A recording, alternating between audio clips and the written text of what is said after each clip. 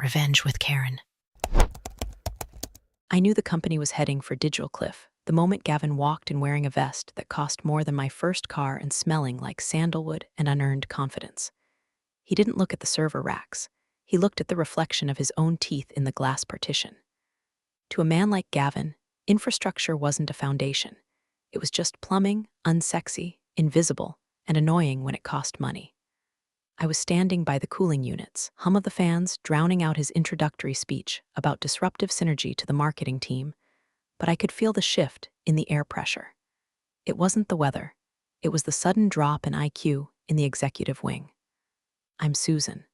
For 8 years, I've been the senior backend oversight lead for a SAW company that handles data sensitive enough to make a frantic lawyer sweat through a wool suit.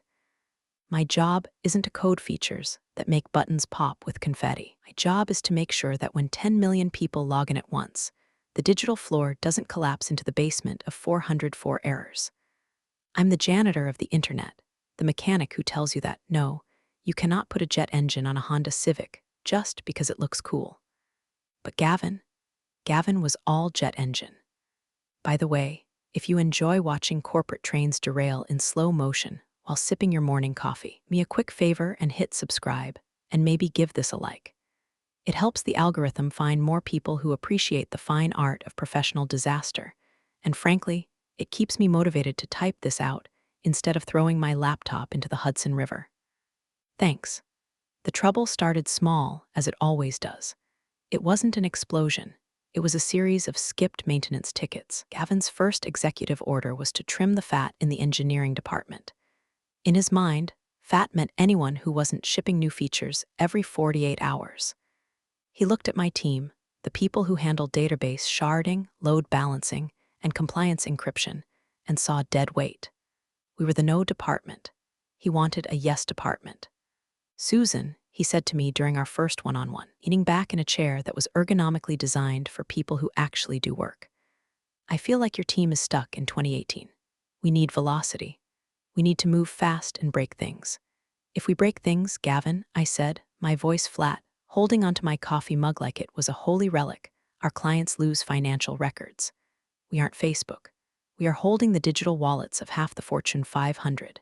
If we break things, get sued into the Stone Age. He blinked, that slow, cow-like blink of a man who has heard words but hasn't processed meaning. Right, compliance. But let's automate the compliance, yeah? I'm bringing in some consultants, high-energy guys. They worked with me at my last startup. They're going to help you. Loosen up the pipes. Loosen up the pipes is tech speak for remove the safety valves so the sewage flows faster.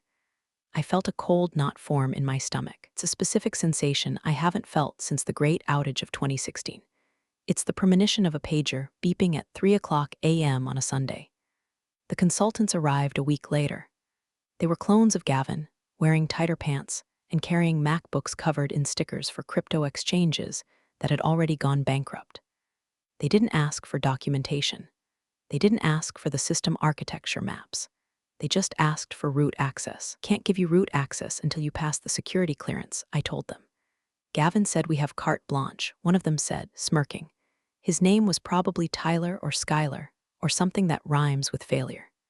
Gavin can say the moon is made of cheese, but until IT security clears you, your guests, I replied. I walked away, feeling their eyes drilling holes into my back. I knew I had just put a target on myself. I was the friction. It was the legacy mindset. That night, at 2:14 a.m., my phone buzzed. It wasn't a call. It was a frantic automated alert from the primary database cluster. High latency. Packet loss. Something was eating the bandwidth. I logged in from my home office, a quiet room in Brooklyn that smelled of old books and lemon polish, and saw it. Someone had deployed a new microservice to production without going through the staging environment. It was a social feature nobody asked for, and it was querying the entire user database every 3 seconds.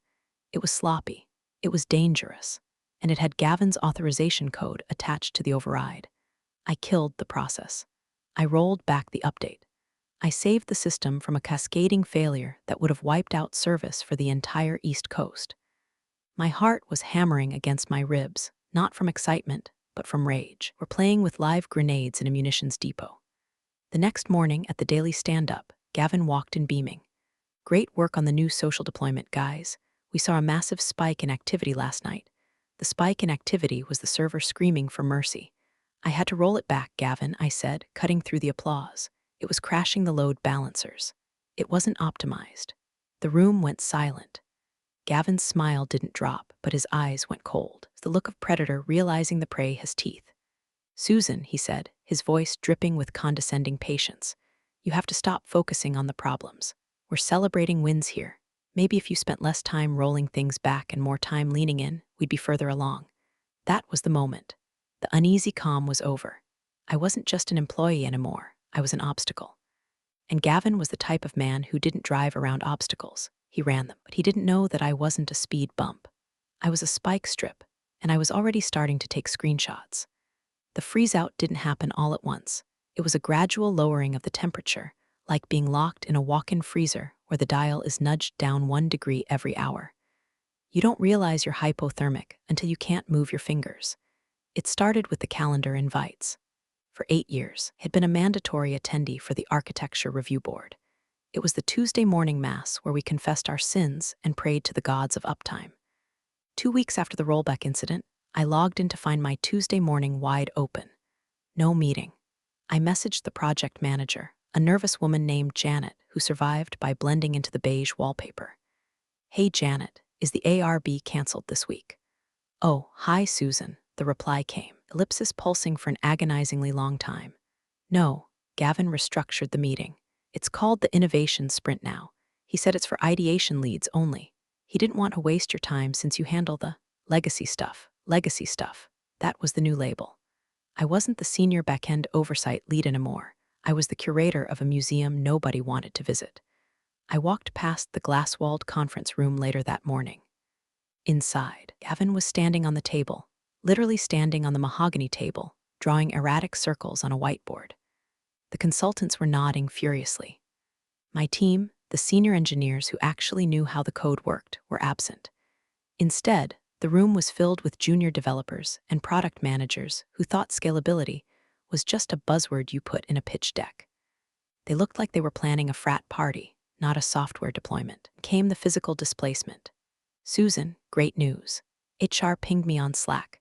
We're redesigning the floor plan to encourage organic collisions and cross-pollination. We're moving your desk closer to the server room so you can be near the hardware you love so much. Translation: we are moving you to the back corner, next to the noisy AC intake and the bathroom, where nobody will see you. I packed my box. My ergonomic chair, my dual monitors, my carefully organized stack of documentation. I moved to the Siberia of the office. It was darker back there, the air stale, but from my new vantage point, I had a direct line of sight to the main network patch panel. It was poetic, really. They pushed me into the shadows, forgetting that the shadows are where you see everything. Gavin stopped making eye contact in the hallway. If we passed, he would suddenly become engrossed in his phone, typing furiously at nothing. The emails kept coming, passive-aggressive masterpieces copied to the entire leadership team. From Gavin to engineering all subject, speed bumps team, I've noticed some drag on our deployment velocity. We seem to be getting hung up on risk assessment protocols that are outdated. We need to trust our talent. I'm authorizing a new streamlined approval process. Let's not let the naysayers hold us back. He didn't name me. Everyone knew who the naysayer was. He was isolating me, painting me as the bitter old guard who hated progress. He was turning the company culture against competence. I sat in my dark corner and watched the metrics. The new streamlined process meant they were skipping code reviews. Error rates were creeping up. 0.5% increase in failed logins, 1.2% increase in database timeouts. Small numbers to a CEO, but to me, were cracks in the dam. I started eating lunch alone at my desk. Before, I would join the other leads, but now, sitting with me was a political liability. I saw people I had mentored, people I had hired, look away when I entered the break room.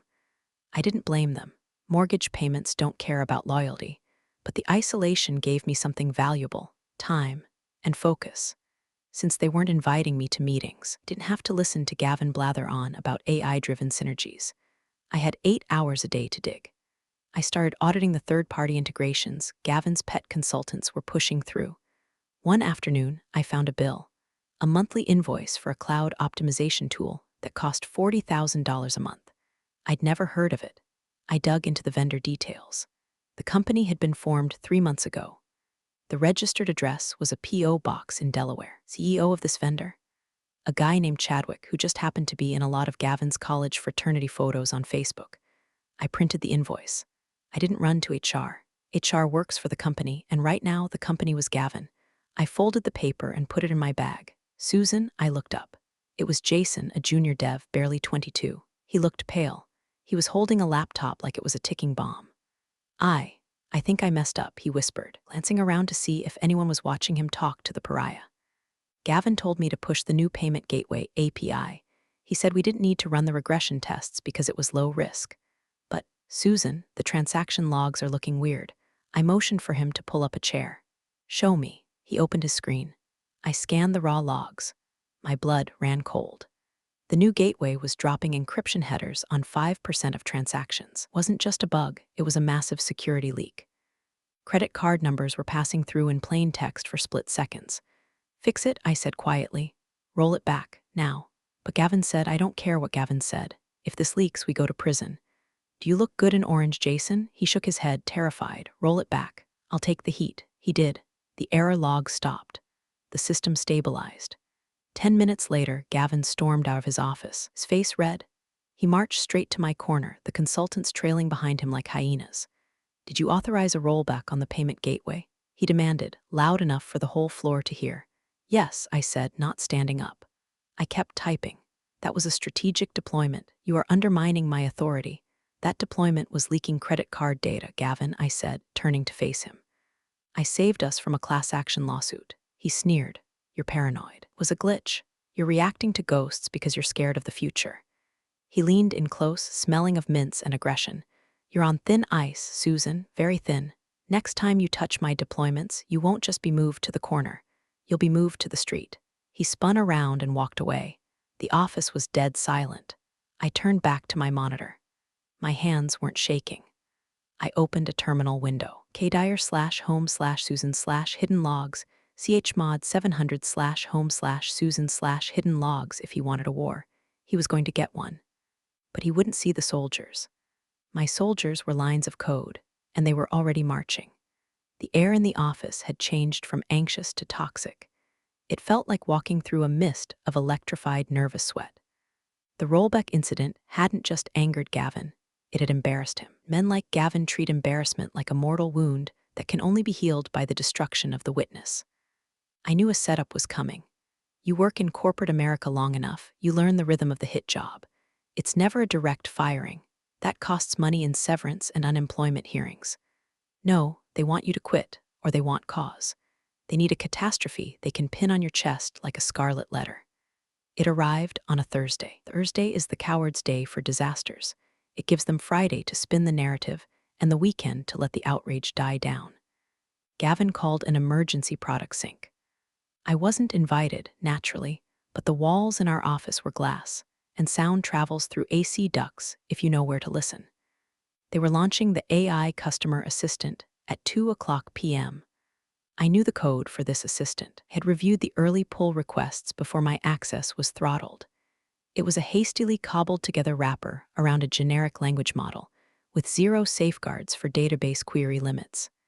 Basically, if a customer asked the bot to list all my transactions for the last 10 years, the bot would try to do it. Instantly, for every customer.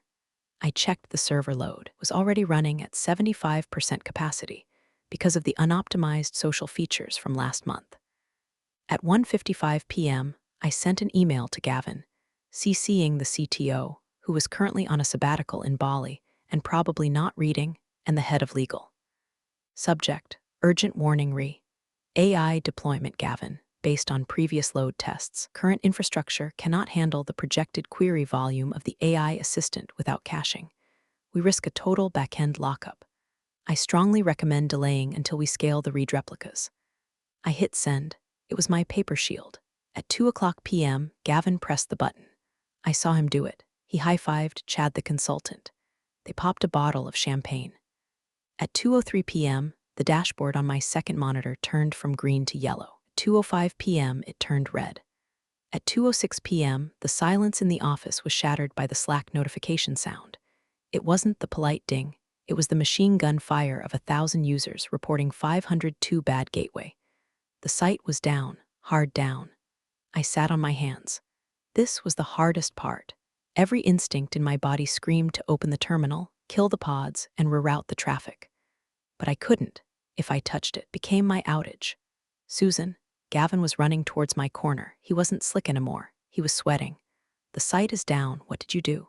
I didn't do anything, Gavin. I'm sitting here. You touched the load balancers. I saw your email. You tried to block the deployment and now you've sabotaged it. He was screaming, actually screaming. He was building the narrative in real time. He needed a villain and I was right there. Gavin, the database is locked. AI bot is DDoSing our own internal network. You need to kill the bot. No, the bot is key to the Q3 strategy. Fix the database, scale it, do your job. I can't scale a database that is being hammered by 1 million queries a second. Kill the bot. I am not killing the feature. You are incompetent. Fix it or you're done. He stormed back to the war room. I looked at the screen. Clients were calling. I could see the support ticket queue exploding. Not access payroll. Cannot export tax data. This wasn't just inconvenient. This was costing companies millions. I had a choice. Let it burn and prove him wrong, or save the company and let him blame me. I sighed. I'm a professional. I couldn't let the clients burn. I bypassed the standard controls. I logged directly into the AWS console using a backdoor admin key I kept for emergencies, one Gavin didn't know existed. I didn't kill the bot. Would check that. Instead, I throttled its bandwidth to 1%. To the outside world, the bot would just seem slow or thinking. But the database queries dropped instantly. The red dashboard turned yellow, then green. The site came back up. Gavin walked out of the war room 5 minutes later looking triumphant. See, he shouted to the room. I told you it was a configuration issue. We pushed through. Susan finally did her job. He walked over to my desk, leaning down, his voice a low hiss. I know you tried to tank this launch. I know you throttled it to make me look bad. We're going to have a serious talk about your future on Monday. He didn't know I throttled it. He was guessing. But he was right about one thing. We were going to have a talk. I waited until he left for his victory dinner at 5:00 p.m. I stayed. I opened the raw logs from the incident. I found the timestamps. I found the specific queries that crashed the system. And then I found something else. In the chaos of the crash, while the security protocols were failing, someone had executed a bulk export of user data. Not the bot, a user. I traced the IP address. It matched the cloud optimization vendor from the fake invoice. Gavin wasn't just incompetent. He, or his friends, were stripping the copper wiring out of the walls while the house was burning. Humiliation washed away, replaced by a cold, steely resolve. I wasn't sad anymore. I was hunting. I didn't just save the logs. I mirrored the entire production environment's activity stream to a private, encrypted server in my basement. Every keystroke, every query, every login. You want a legacy, Gavin? I whispered to the empty office. I'll build you a monument. There's a specific kind of silence that falls over an office when everyone knows a predator is feeding, but nobody wants to look at the blood. That was the atmosphere in the weeks following the AI crash.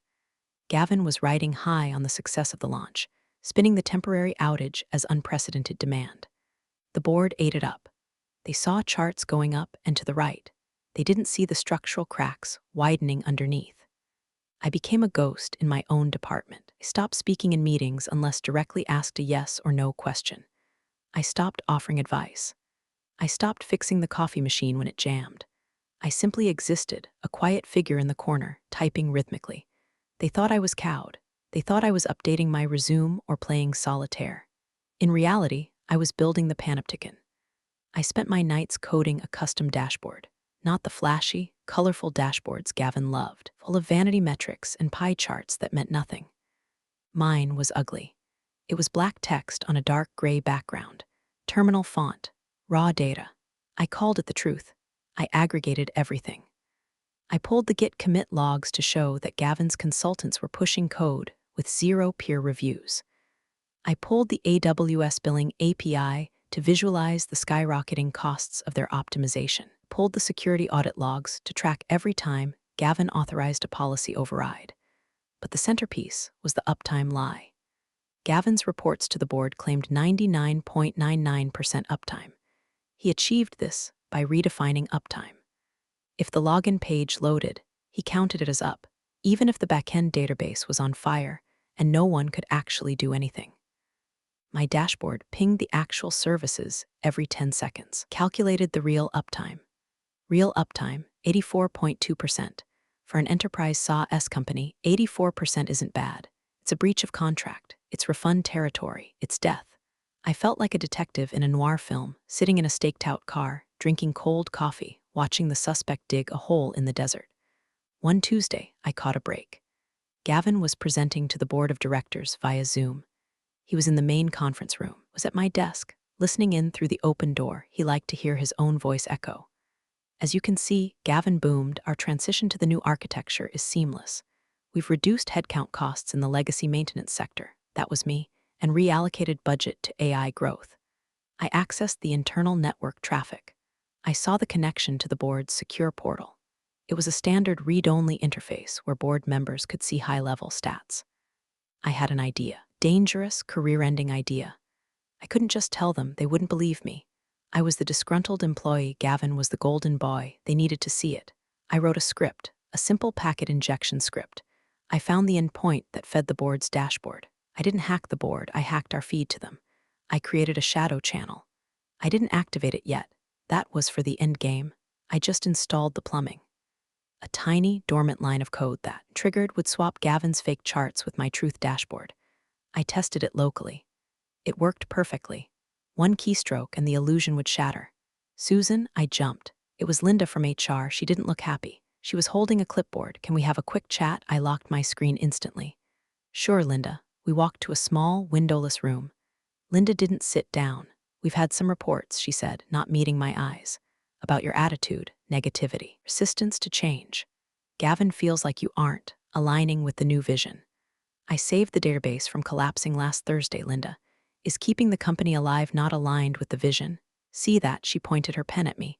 That tone, it's combative. We're putting you on a performance improvement plan. A PIP, the corporate kiss of death. It's the formal paperwork they need to fire you without getting sued. It's a list of impossible goals designed to be failed. See, I said. I felt calm. Strangely calm. What are the goals? You need to improve your collaborative score by 50%. You need to fully document the legacy system for the new team. And you need to sign off on the full handover of administrative root access to the consultancy group by Friday. There it was. The kill shot. They wanted the keys to the kingdom, and they wanted me to dig my own grave before they pushed me in. If I sign this, I asked, does it guarantee my employment? It's a step in the right direction, Linda said, smiling that fake, thin-lipped HR smile. I'll sign it, I said. Linda looked surprised. She expected a fight. She expected tears. I signed the paper. I'll have the documentation ready. I walked back to my desk. They thought they had cornered a rat. They didn't realize they had just handed the arsonist a box of matches. Giving the consultants root access was suicide for the system, would destroy it within a week. But that was the timeline I needed. I sat down and opened my terminal. I updated the truth dashboard. I added a new widget, countdown to critical failure. Based on the consultant's code quality, I estimated the system had about 6 days before a catastrophic, unrecoverable data corruption event. The board meeting was in 5 days. I had to keep the patient alive just long enough to die on stage. The moment I signed the PIP, the countdown clock in my head started ticking in sync with the one on my secret dashboard. But Gavin, emboldened by my apparent surrender, decided to speed things up. He didn't just want me managed, he wanted me neutered. Wednesday morning, 2 days before the big board meeting, I tried to log into the primary oversight console. Access denied. I tried my backup admin credentials. Access denied. I stared at the blinking cursor. He had revoked my access early. He had violated the terms of the PIP before the ink was even dry. Hey, a voice cracked behind me. It was Jason again, the junior dev. He looked like he hadn't slept in 48 hours. His eyes were red-rimmed and he was clutching a Red Bull like a lifeline. Susan, I can't fix it, he whispered. Fix what, Jason? The replication lag, the consultants. Tyler. He changed the sync settings, said we needed real-time analytics for Gavin's demo prep. He turned off the safety buffers. My stomach dropped. Safety buffers exist for a reason. Without them, if a glitch happens in the main database, it instantly corrupts the backup. It's like removing the fuse from a stick of dynamite because you think the fuse looks ugly. Jason, if the buffers are off, any write error becomes permanent across all clusters. You need to revert it. I can't. His voice rose to a panic squeak. I don't have the permission level. Only the senior lead does, and your account is locked. I looked over at Gavin's glass office. He was laughing, feet up on the desk, throwing a foam football with Chad. They were celebrating their total control. They had locked me out to stop me from interfering, and in doing so, they had locked themselves inside a burning building with no exit. Did you tell them? I asked Jason. I tried. Tyler told me to stop being a nervous Nelly, and that latency is a mindset. Latency is a mindset. I almost laughed. It was so absurdly stupid it sounded like something from a satirical novel. Okay, Jason, listen to me. Go back to your desk. Document everything you just told me in an email. Send it to yourself, to me, and print a physical copy. Then do nothing. Do not touch the code. If it crashes, let it crash. But the data. It's not your data anymore, Jason. It's Gavin's data. Let him own it. He nodded, terrified, and scurried away. I sat there, powerless. For the first time in 8 years, I couldn't save the system. I watched my private truth dashboard. The metrics were screaming. The replication lag was climbing exponentially. 2 seconds, 5 seconds, 30 seconds. The system was beginning to dissociate. Users in California were seeing data from 5 minutes ago. Users in New York were overriding data that hadn't synced yet. It was a silent data corruption event, the kind that isn't noticed until a CFO opens a spreadsheet and realizes $1 million is missing. Then the phone rang. It wasn't my desk phone. It was my personal cell. Is this Susan? A gruff, unfamiliar voice. Speaking. This is Marcus from the board. We're seeing some irregularities in the quarterly report preview Gavin sent over. Says it's a data rendering issue on our end. Is that true? My heart stopped. A direct line from a board member. They never called staff. Gavin must be stonewalling them hard. Mr. Marcus, I said, keeping my voice steady. I am currently locked out of the system by executive order. I cannot verify any data rendering issues. Silence on the line. Locked out, you're the oversight lead. Not anymore, apparently. Been placed on a performance plan and my credentials were revoked this morning. I see. The voice was cold, hard granite. And if you could see the data, what would you expect to see? I took a breath. This was it.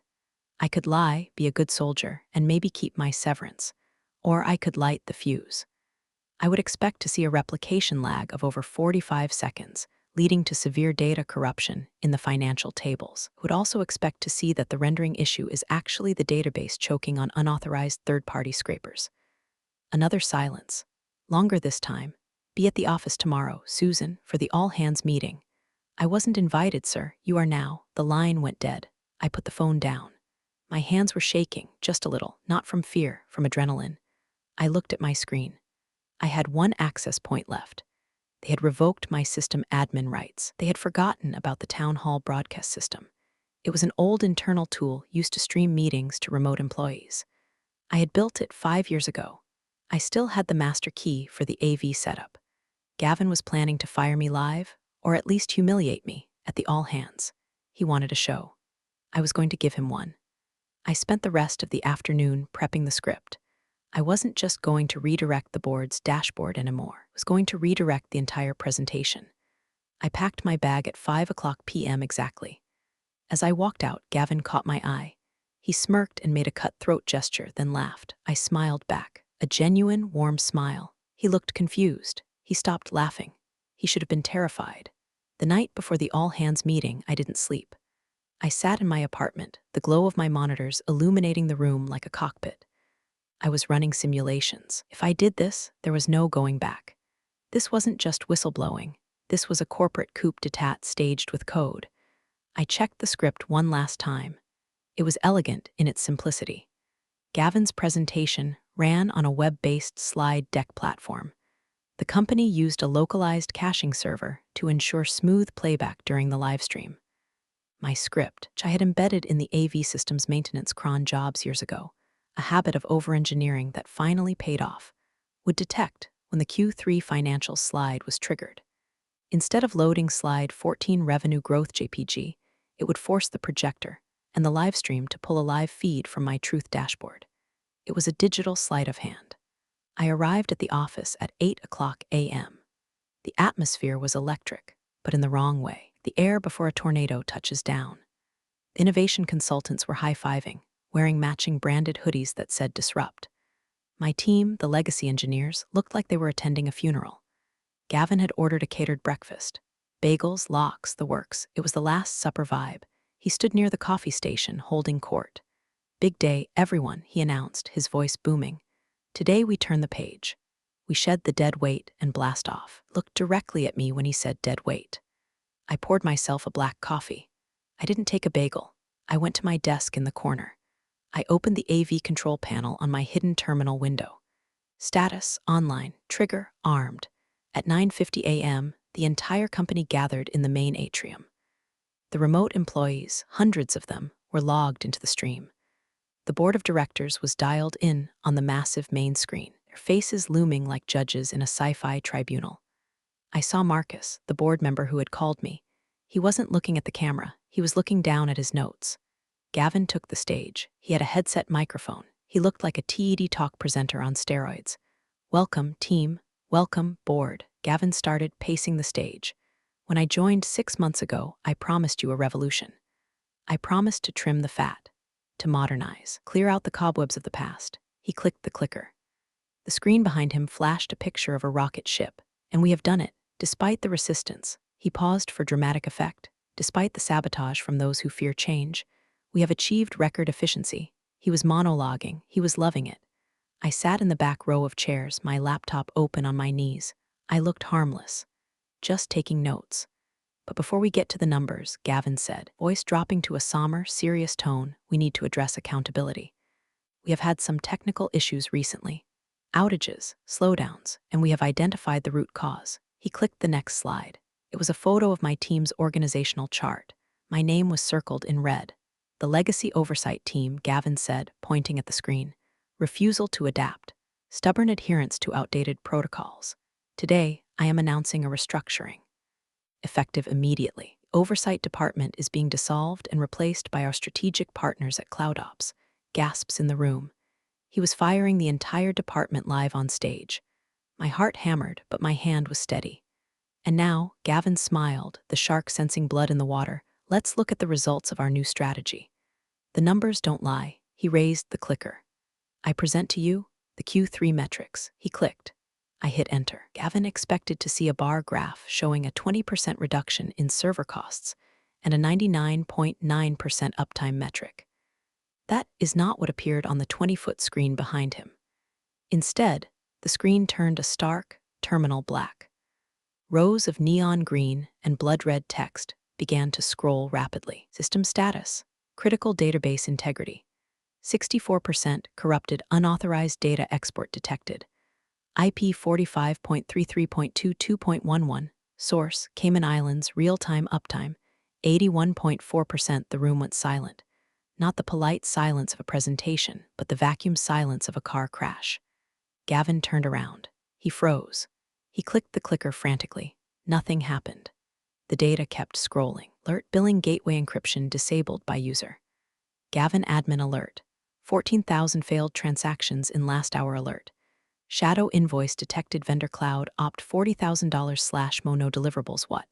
What is this?" Gavin stammered. His confident baritone cracked into a falsetto. "Cut the feed. Cut the screen." He waved at the AV booth. The AV tech, a kid named Mike, who I had once helped fix a corrupted hard drive for, looked at the screen, then looked at me. I gave him a tiny, imperceptible nod. Mike took his hands off the console. He did nothing. "This is a hack," Gavin screamed, turning back to the audience, sweat instantly beading on his forehead. "We are being hacked. This is the sabotage I warned you about. Susan," he pointed at me in the back row, "she's doing this. She's attacking the company." I stood up. I didn't shout. I didn't need to. Room was so quiet you could hear the hum of the projector. "I'm not attacking the company, Gavin," I said, my voice carrying clearly. "I'm showing you the backend. That is the live production server. That is the reality you've been hiding." On the screen, the board of directors was watching. Marcus leaned into his camera. "Gavin," Marcus's voice boomed from the speakers, distorted but commanding. "Is that accurate? Are we seeing the live logs?"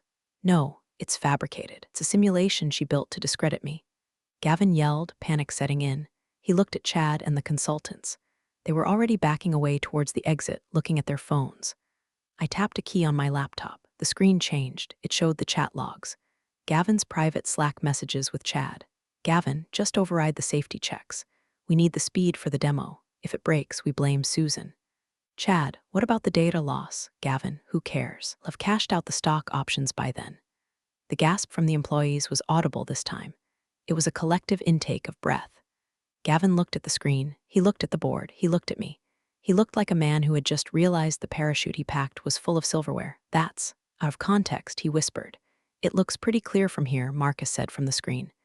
Mr. CEO, please step away from the podium. You can't do this. Gavin snapped, trying to regain his alpha composure. I am the CEO. I turned this company around. This is a mutiny. Actually, I said, walking slowly down the aisle toward the stage. It's a bug report, and I'm closing the ticket. I reached the front. I looked Gavin in the eye. He smelled of fear now, the sandalwood completely gone. You wanted to move fast and break things, Gavin, I said quietly. You broke it. Now get out of my way so I can fix it. I plugged my laptop directly into the podium's hardline. The screen flickered.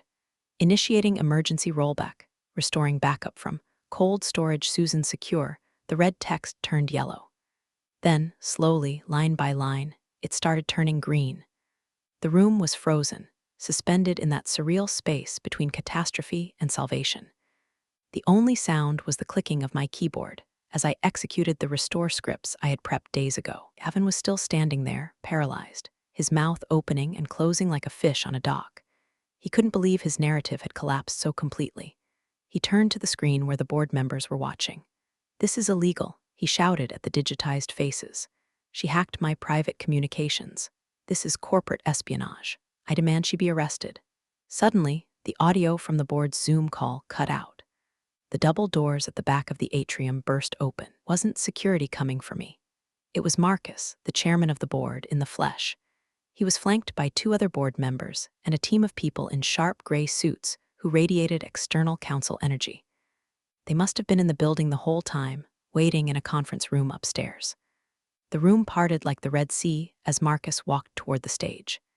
He was an older man, built like a retired linebacker, with a face carved out of granite. Didn't look at Gavin. He looked at the screen behind us, watching the green text propagate. System integrity restoring. Marcus read aloud. 90%. He finally turned to Gavin. Gavin, Marcus said, his voice deceptively calm. You're fired. You have to vote on that, Gavin stammered, his face pale. The bylaws say we voted 10 minutes ago, Marcus interrupted. While you were showing us the rocket ship slide, we're also watching the live feed Susan provided us with yesterday. Gavin whipped his head around to look at me. You were feeding them data? I'm the oversight lead, Gavin, I said, not looking up from my screen. I oversee. This is for cause, Marcus continued, gesturing to the lawyers. Gross negligence, fraud, and breach of fiduciary duty. Security will escort you out. Leave your laptop and phone. 2 large security guards stepped out of the shadows. Weren't the regular lobby guards, these guys were hired muscle. Gavin tried to puff up his chest one last time. You'll hear from my lawyers. This company is nothing without my vision. Your vision cost us $40 million in potential liability, Marcus said. Get him out of here. As they dragged Gavin away, he was practically kicking and screaming about his vested options. The consultants tried to sneak out the side door. You 3. Marcus pointed a finger at Chad and his clones. Sit down. Legal wants a word about that $40,000 invoice for cloud optimization. They froze, then slumped into chairs like deflated balloons. Marcus walked up the steps to the podium. He stood next to me. Susan, he said, sir? I replied, typing the final command to lock the database. Is it stabilized? Replication lag is down to 0. Data integrity is verifying now. Lost about 3 hours of transactions from this morning, but I can reconstruct them from the raw logs I mirrored. You mirrored the logs? I didn't trust the primary server, sir. Marcus turned to the microphone. He looked out at the sea of terrified employees. Everyone, take a break. Go get a coffee. Take a walk. The all hands is over. We will reconvene at 2:00 p.m. with an update on leadership structure. But for now, he put a hand on my shoulder. It was heavy and warm. Susan has some work to do, and I suggest we let her do it. The room erupted. It wasn't polite applause, it was a roar. The engineers, the support staff, the people who had been bullied and ignored for 6 months, they were cheering. Jason, the junior dev, was actually crying. I didn't wave. I didn't bow. I just felt a massive weight dissolve from my chest. "Thank you, sir," I whispered. "Don't thank me," Marcus murmured. Oh, enough so only I could hear. "You just saved my retirement fund. Now, fix this mess. On it." The next morning, the office felt different. The disrupt posters were gone, taken down by the cleaning crew overnight. The espresso machine was working again. I fixed it myself before I even sat down at my desk. My desk. When I arrived, my old desk in the main pod was back. My ergonomic chair, my dual monitors, everything had been moved out of the dark corner and reinstated in its rightful place. But someone had added something, a vase of flowers and a sticky note, to the firewall. "Thank you, the Eng team." I sat down and took a sip of coffee. Black, it tasted like victory. The company wiki had already been updated. The innovation sprint page was deleted. A new section titled Systems Transparency was up, and my name was listed as Chief Technical Officer Interim. I wasn't sure I wanted the title. Management meant meetings, and I hated meetings. But I realized that if I didn't take the wheel, another Gavin might come along. Sometimes, to keep the peace, you have to run the war room. Around 10 o'clock a.m., Marcus walked by. He didn't make a big show of it. He just leaned against my cubicle wall. "Gavin is being sued," he said casually. "And the consultants are facing fraud charges." Turns out that cloud optimization company was funneling money into a crypto wallet they all shared. "I figured," I said, not looking away from my code. The invoice looked like it was made in Microsoft Word 97. Marcus chuckled. "We're going to need to rebuild the team. Hire whoever you want. Budget is open. I want my old team back, and I want raises for the junior devs who stuck it out. Especially Jason. He tried to stop them." "Done," Marcus said. Pushed off the wall to leave, then paused. "You know, Susan, most people would have just quit. Why did you stay?" I stopped typing. I looked at the server room glass, watching the lights blink in that steady, hypnotic rhythm. Blue, green, blue, the heartbeat of the machine. "I built this system, Marcus," I said softly. "It's my code. You don't let arsonists burn down your house just because the landlord is an idiot." Marcus nodded. Look of genuine respect crossed his face. "Well, the house is yours now. Keep the lights on. Always." He walked away. I put my headphones on. I opened a terminal window. Uptime system uptime, 24H12M04s. Perfect. I cracked my knuckles, took another sip of coffee, and got back to work. The chaos was over. The silence was back. And for the first time in a long time, it wasn't the silence of fear. It was the silence of a machine, running exactly the way it was supposed to. Life has its storms, but it also has its calm waters. Thanks for sharing this moment with me. See you in the next one.